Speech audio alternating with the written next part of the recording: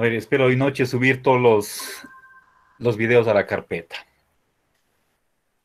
Buenas tardes, queridos estudiantes. Vamos a pasar a la última parte de esta sesión de hoy día y voy a hacer las críticas. No sé si se comprendió la posición de Frege con respecto a la existencia.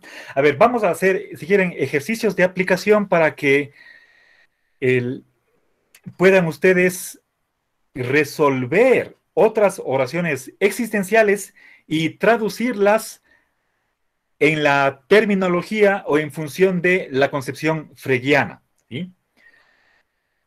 A ver, el, veamos, ¿qué pasa? Simplemente volvamos a ver, empecemos con una oración existencial negativa, como la de Pegaso no existe. ¿Sí?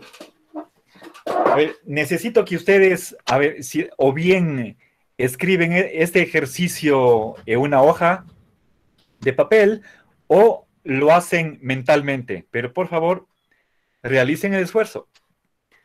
El, ¿Cómo entiende Frege la oración Pegaso no existe? Según lo que vimos o acabamos de ver en la hora anterior.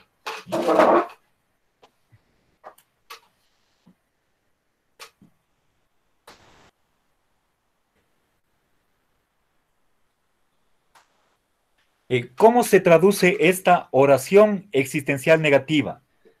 El, para que quede claro, eh, ¿quién es Pegaso? ¿Quién me dice cuál es la esencia de Pegaso? Un caballo con alitas. Correcto. Un caballo volador. Entonces, según Frege, ¿a qué equivale esta oración existencial negativa? ¿Quién me da la respuesta? Oración existencial negativa.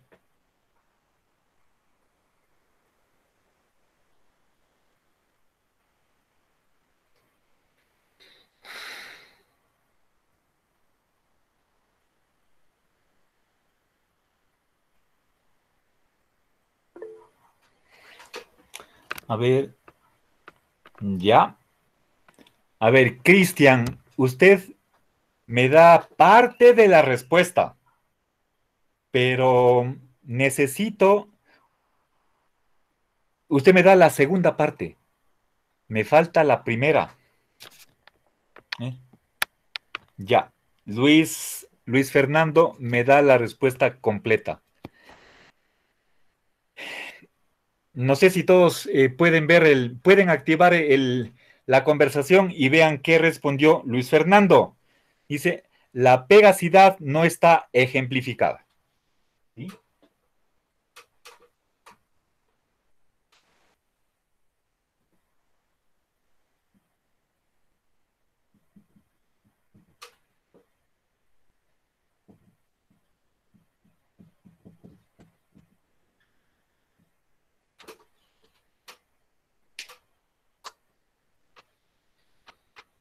Bien, me llega una pequeña duda con respecto a si esto es con S o con C. No sé si alguien tiene la regla, es de ortografía, ahí hay un cambio. Voy a poner un signo de interrogación chiquito delante de la S para resolver en otro momento esa pregunta. Bien, entonces verán, notemos cuál es la genialidad, la grandeza que representa esta solución según Frege. En primer lugar, la oración inicial con la que partimos es esta de acá. Aquí tengo un nombre, el Pegaso. Supuestamente se aplica a un individuo, pero la oración dice que no existe, por lo tanto, no hay ese caballo volador que reciba el nombre de Pegaso. ¿Sí? No hay un objeto, correspondiente al sujeto de la oración. ¿Ya? Entonces, ¿de qué habla esta oración? Estamos suponiendo que es verdadera. ¿Sí? Y entonces, Frege nos dice que a partir del nombre que hace las veces de sujeto gramatical de la oración, construyamos una propiedad. Entonces, de Pegaso resulta la pegacidad. ¿Sí?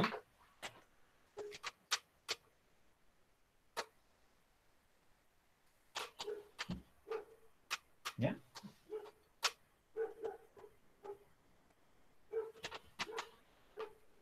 Ay. No se ve bien clarito en el video.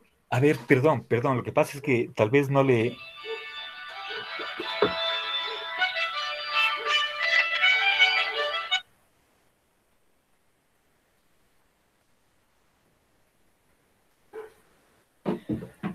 A ver, voy a ponerle en resolución alta, creo que no lo hice. Sí, sí está en alta. Claro, ya lo hice al comienzo.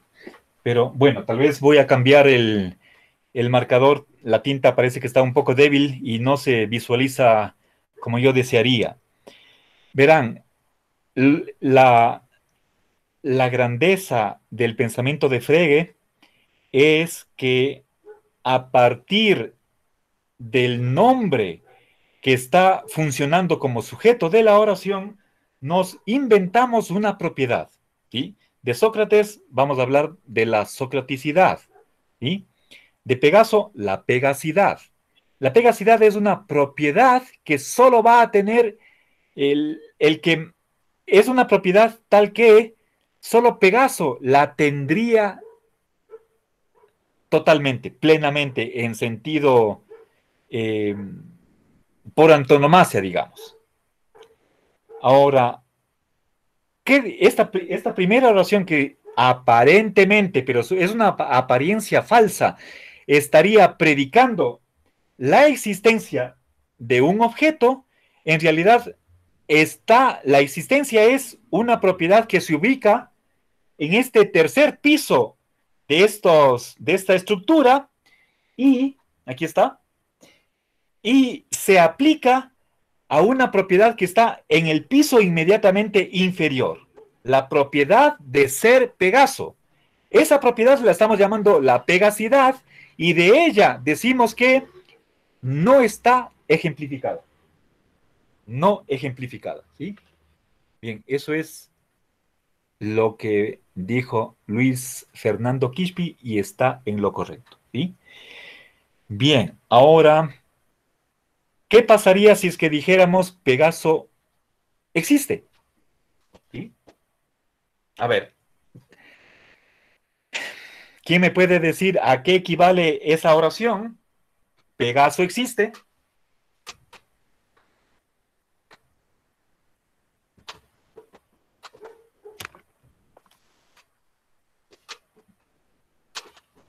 Entonces, si es que Pegaso existe, eso quiere decir que la propiedad de pegacidad está ejemplificada. ¿Sí?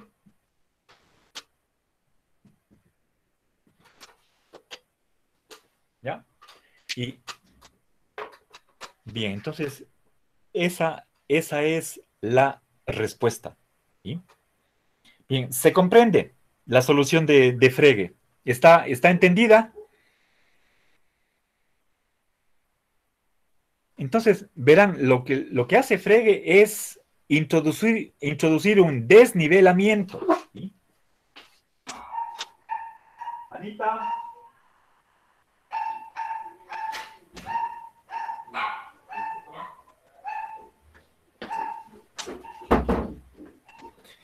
Ya, disculpen, estaba abriendo la puerta. Bien, ahora voy a pasar a hacer las críticas que presenta Lorenzo una vez que espero hayamos ya comprendido el por qué Frege llega a lo que se suele denominar el desnivelamiento categorial. ¿Sí? aquí tenemos nosotros niveles de entidades, todas ellas son reales, ¿sí? Pero eh, están en distintas relaciones unas con otras. Yo no puedo desde este tercer piso ir al primero. Eso no es posible, ¿sí? Bien.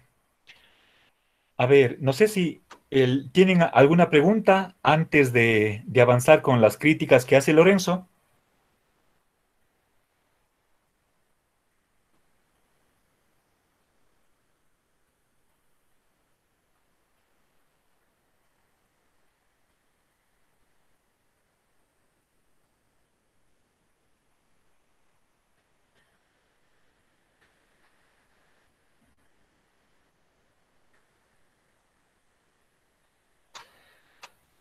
Bien, aparentemente entonces no hay preguntas. Voy a pasar a la crítica que hace Lorenzo de esta concepción. A ver, necesito hacer espacio en el pizarrón. Voy a borrar. Primero tomo una foto y luego borro.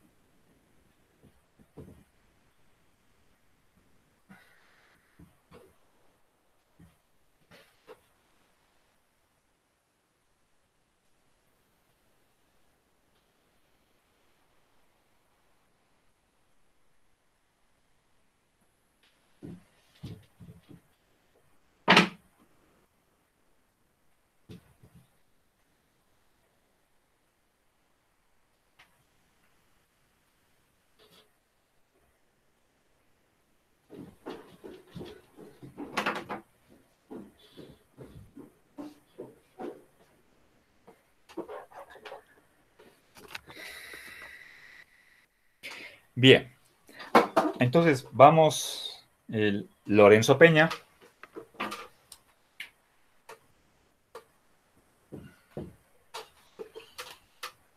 A ver, ¿qué críticas hace Lorenzo a esta concepción? ¿Sí? En primer lugar, le parece inverosímil, es decir, no tiene visos de verdad, no tiene apariencia de verdad, ¿sí? Le está negando que sea creíble, ¿sí?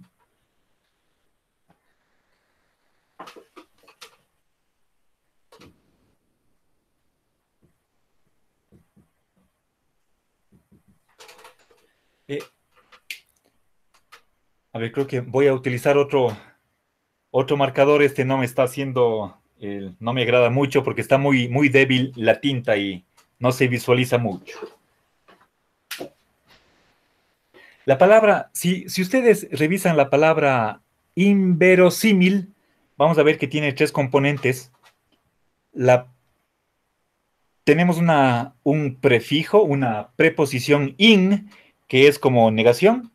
Después, vero, eso viene de verus, que significa verdadero. Y símil significa semejante, parecido. Entonces, que no parece ser verdadera. No se asemeja a la verdad. Esa es la primera crítica. ¿Sí?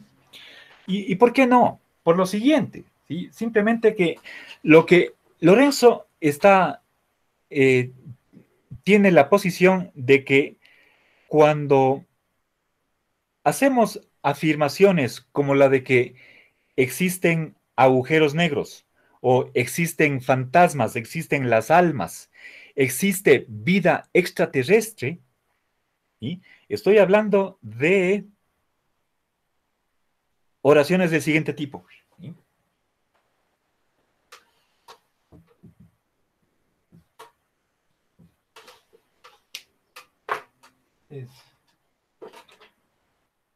en vez de X, que es una variable, pongan ustedes los ejemplos que les acabo de decir, ¿sí? Estoy aquí generalizando. Aparentemente, oraciones de este tipo son atributivas y deberían, por lo tanto, entenderse en el sentido de que el predicado se está asignando al sujeto, ¿sí?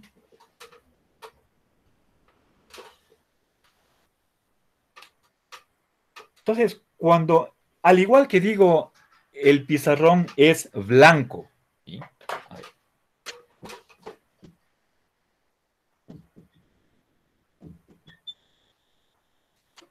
¿Qué estoy haciendo aquí?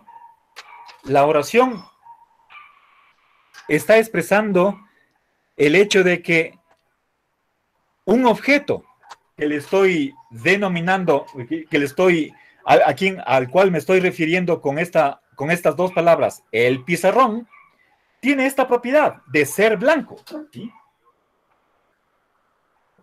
Entonces, esa misma estructura que tiene una oración copulativa debería tener esta oración existencial. O sea, Lorenzo cree que no hay una razón válida, razonable, para distinguir la oración existencial de la oración predicativa. Ahora, el problema que tenían las oraciones existenciales negativas, como la de el círculo cuadrado no existe o Caperucita Roja no existe,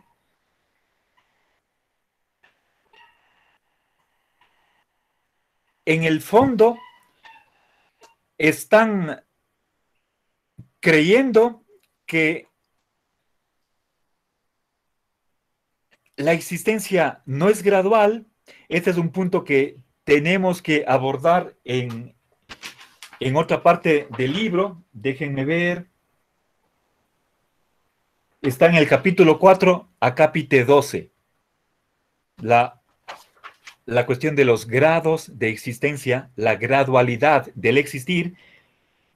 Veremos los argumentos a favor, por lo menos un argumento que tendremos que desmenuzarlo premisa por premisa y ver a qué conclusión nos conduce sobre la gradualidad de existencia. Esa es la visión de Platón, grados de existencia.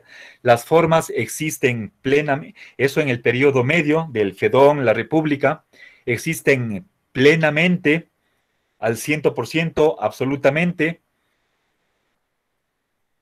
y los objetos sensibles existen menos, participan menos del ser o la realidad. Y todavía mucho más los entes ficticios de los que se encargaban los literatos, los entes imaginarios. Esa es una visión gradualista, una ontología gradual, pero para el caso de Frege, para Bertrand Russell, y para Parménides, ¿sí? Si es que la existencia se da totalmente, ¿sí? Ese adverbio de cantidad, plenamente, totalmente, puramente, está en el original griego del poema de Parménides. Expresiones similares, adverbios de cantidad, superlativos, están en Platón, ¿sí? Entonces, ellos han sido conscientes sobre la gradualidad. Obviamente, en el caso de Parménides solamente es una manera de expresarse. A la final, él, con un pensamiento antidialéctico, cree que es imposible que el ser no sea. Él cree que hay una línea en la que dice que, puesto que no hay grados de ser, no es que aquí el ser sea más y acá menos, que allí exista más y acá exista menos. Entonces, la alternativa, ¿sí?, del tercero excluido es o existe totalmente o no existe en absoluto. Eso es o todo o nada. Eso es Parménides, exclusión de grados de realidad, de situaciones intermedias. En cambio, Platón cree que no es lo mismo la alternativa entre ser o no ser frente a o ser totalmente o no ser en absoluto. ¿Sí? Ahí hay versiones diferentes, una gradual y otra absoluta del principio de tercero excluido. Entonces, si es que nosotros creemos que no hay grados, como es el caso de Frege o de Parménides,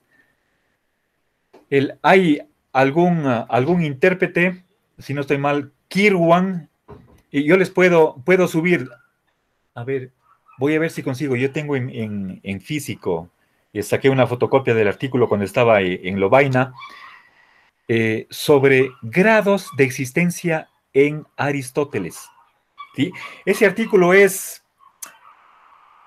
sui generis en el sentido de que, contrariamente a la opinión recibida, a la interpretación tradicional, muestra pasajes de la metafísica, de la física, de otras obras que conservamos de Aristóteles, sus obras canónicas, en las que aparentemente hay indicios que aceptaba la doctrina platónica de grados de existencia. ¿Sí? Bueno, ese artículo es interesantísimo y les puedo compartir si es que encuentro una versión digital, pero eso no es Frege. Podría ser Aristóteles, no puedo negar que el, aceptemos que hay frases que podrían interpretarse en un sentido platónico, los textos aristotélicos, en el sentido de que Aristóteles aceptaría grados de existencia.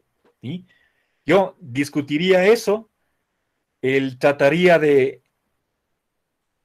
o reinterpretar o comprender esos pasajes simplemente a través de la dualidad entre, por ejemplo, acto y potencia, para hablar del cambio.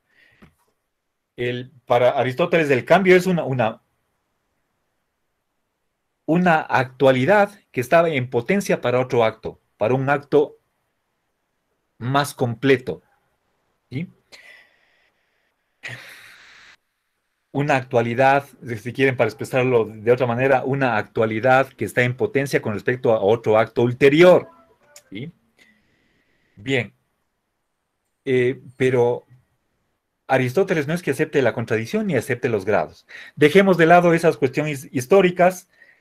Recuerden, mi curso no tiene un enfoque histórico, aunque en realidad en diciembre, en enero, sí nos ocuparemos de ver en detalle el pensamiento de Aristóteles, de Platón, de Kant y la discusión que tuvieron entre uno de los más famosos neopositivistas, Carnap, frente a Quine, ¿sí? Con respecto a la metafísica.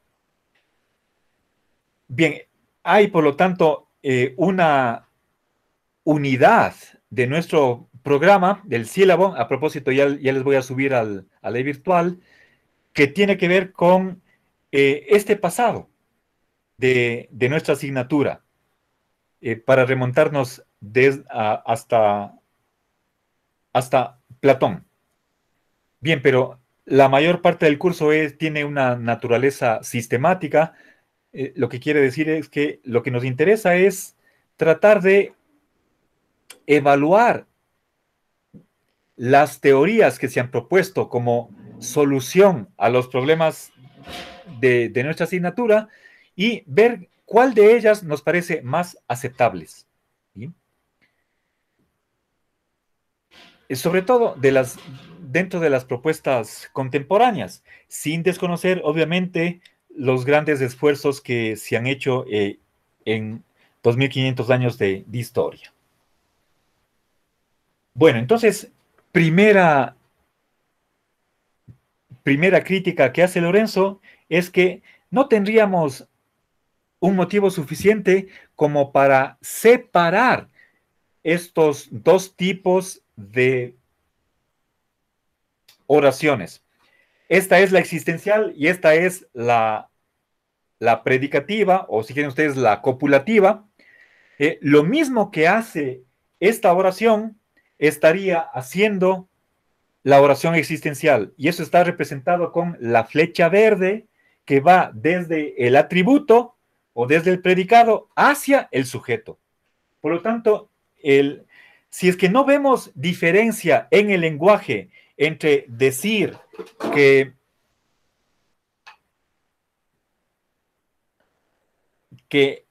a ver, existen agujeros negros y decir la puerta está cerrada, ¿sí? Parece que en ambos casos estamos realizando la misma función, la de asignar una propiedad a un sujeto, ¿sí? Ahora, recuerden, ¿cuál fue el problema de fondo que trató de evitar Frege? Eso tenía que ver con las oraciones existenciales negativas. Si es que hacemos una relación entre estructura lingüística de la oración y estructura de la realidad, ahí nos vamos a topar con el famoso problema, ¿sí?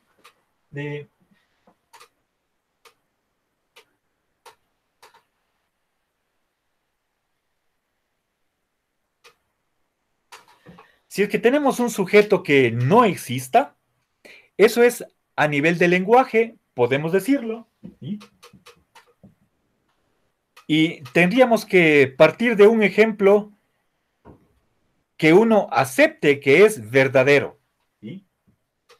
Para explicar la verdad de esa oración, ¿sí? Estamos suponiendo que al sujeto le corresponde en la realidad un objeto, ¿sí?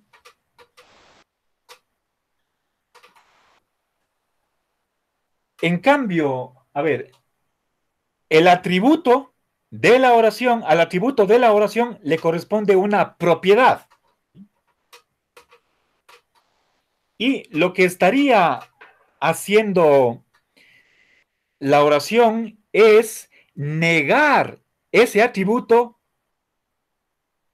del sujeto. O si quieren ustedes, para expresarme más propiamente, estoy pasando del nivel lingüístico al nivel real. ¿Sí?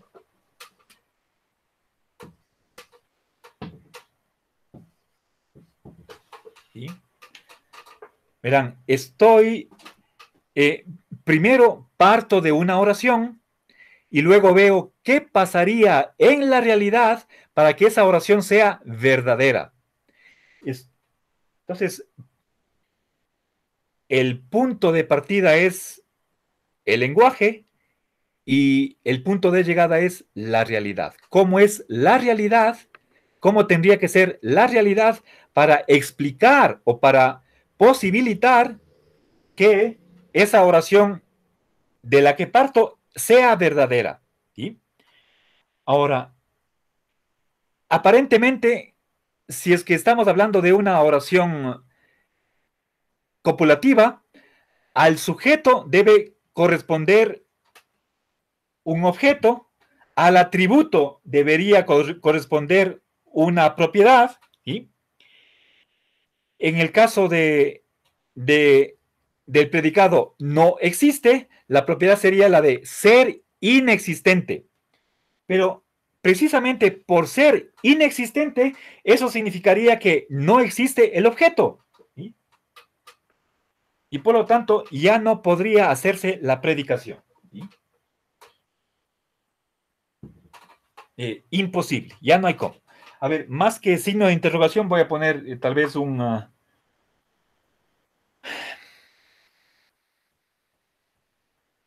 bueno, sí, ahí estoy tratando de expresar el hecho de que sería incomprensible, ininteligible, ¿de qué estaríamos predicando la inexistencia si es que no hay nada que corresponda al sujeto? ¿Sí? El problema surgiría si es que, por una parte, no admitimos grados de verdad o grados de existencia, pero en el fondo es una cuestión de aceptar o no la contradicción.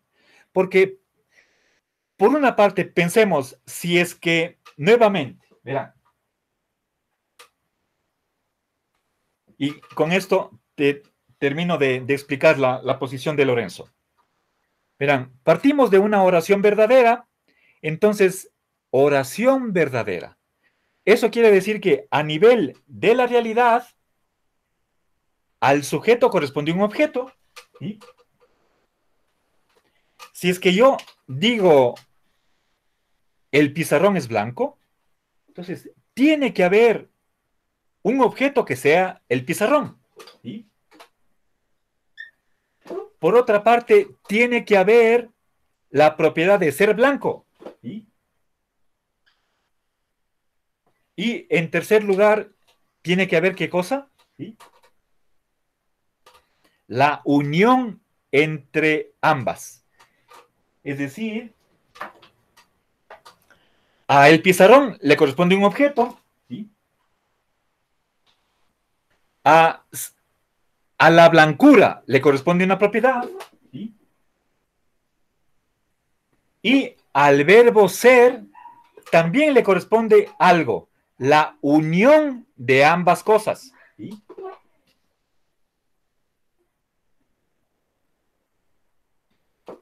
Y fíjense que este rato, hasta este momento solo tengo dos elementos. ¿Sí? ¿Dónde está el tercero? Voy a dibujar este rato. La unión. Ahí está en la realidad lo que corresponde a la cópula, el verbo ser. ¿Sí?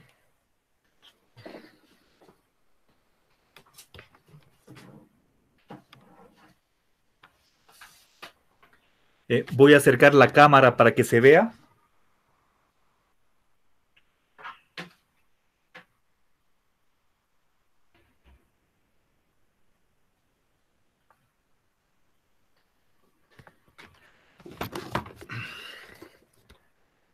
Ok.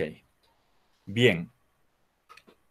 En términos aristotélicos, eso sería la sustancia, la cualidad y lo que los escolásticos llamaron la inhesión. El estar adherido a, el ser, el estar en. Ese es el in-ese.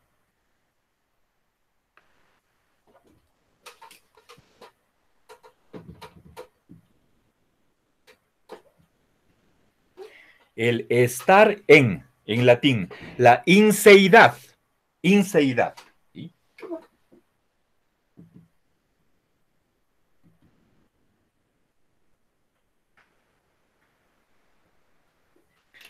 Discúlpenme, son términos técnicos, si quieren ustedes tecnicismo, pero necesarios para tratar de explicar aquello que queremos expresar. ¿Sí? Bien, entonces volvamos acá. Decimos, al sujeto le corresponde un objeto, al atributo le corresponde una propiedad. ¿Sí? ¿Sí? ¿Cuál propiedad? Pero verán, o sea, si es que estoy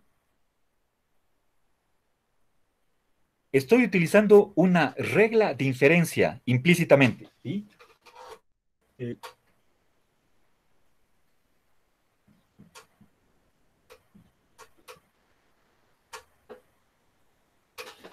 A partir de esta premisa, ¿cómo expreso una primera conclusión? De que para que esta predicación sea verdadera, tiene que existir el sujeto.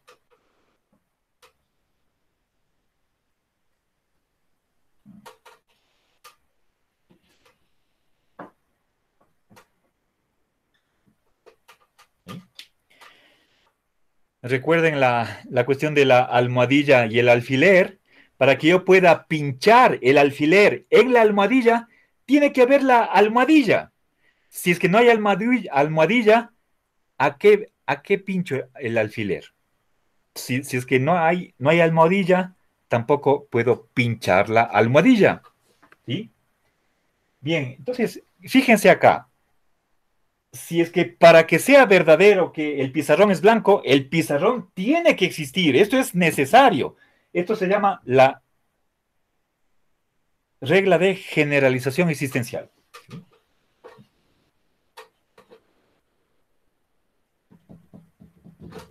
Se abrevia así.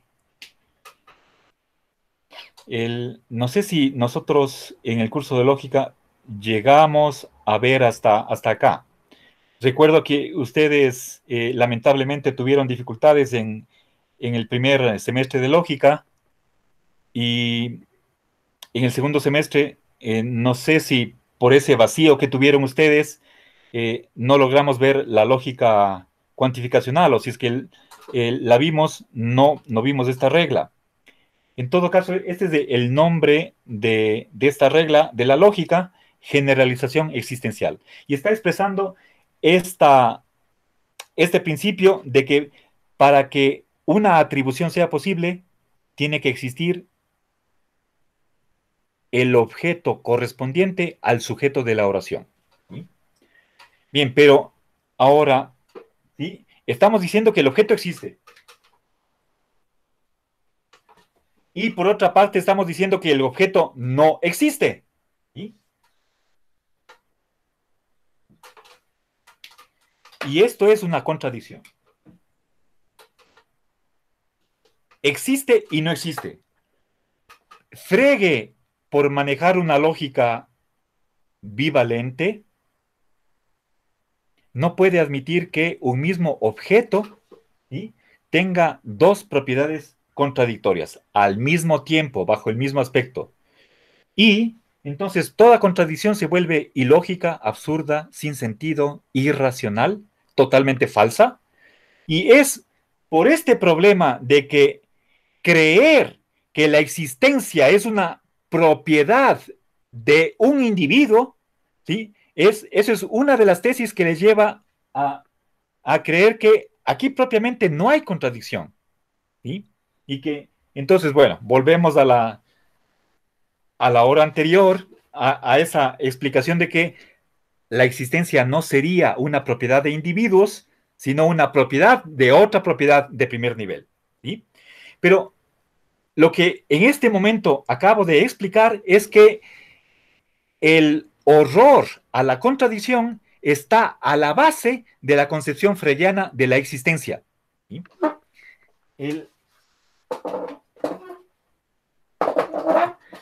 Si es que en el fondo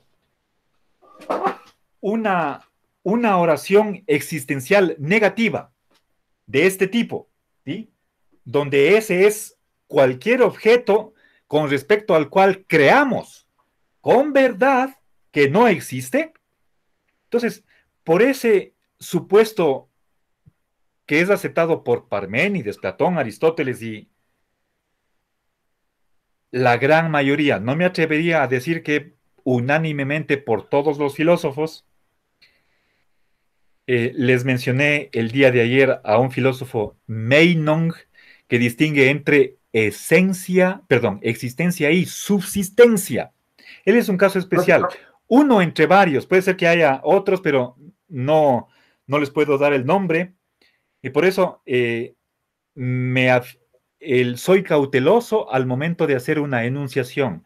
No digo que para que sea posible una predicación, tiene que existir el objeto que corresponda al sujeto de la oración. Eso puede ser que haya sido afirmado por la mayoría de los filósofos, pero no estoy seguro que por todos. Tal vez alguien desea participar, me pide la palabra. Sí, profe, disculpe que le interrumpa la clase. La directora Ya. de carrera acaba de pedir para que nos conectemos al filosófico. Disculpe, se está entrecortando, no le escucho muy bien lo que dice. ¡Au! Ya. Me pasé de la hora, no me di cuenta. Entonces, suspendamos aquí y vamos al café filosófico. Disculpen, hasta luego. Ya, hasta luego, profe.